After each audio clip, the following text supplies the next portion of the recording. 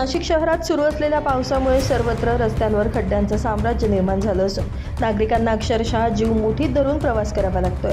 वारंवार तक्रारी करूनही महानगरपालिका प्रशासनाकडून खड्डे बुजवण्याकडे दुर्लक्ष होत असल्यानं नाशिककरांमध्ये तीव्र नाराजी व्यक्त होतीये। अशाच परिस्थितीत पाथर्डी फाटा परिसरात सोमवारी माणुसकीचं दर्शन घडलं।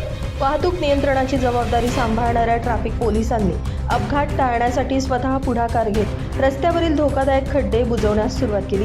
या पोलिसांच्या कृतीचं नागरिकांकडून कौतुक केलं जात असून जे काम महापालिकेचं आहे ते आता पोलिसांना करावं लागतंय, अशी संतप्त प्रतिक्रिया अनेकांनी व्यक्त केली। मी किरण देवरे।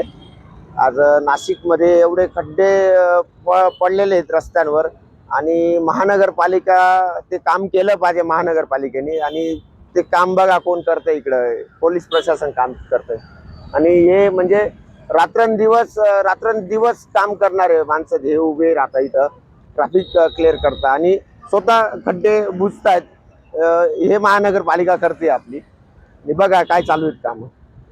रस्त्यांवरील खड्ड्यांमुळे दररोज दुचाकीस्वार घसरून पडण्याच्या घटना घडतात। पावसाच्या पाण्यामुळे खड्ड्यांचा अंदाज येत नसल्यानं अपघाताचा धोका अधिक वाढलाय।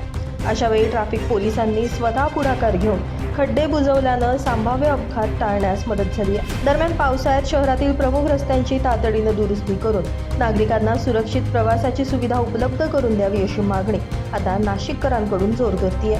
ब्युरो रिपोर्ट, पंचनामा न्यूज, नाशिक।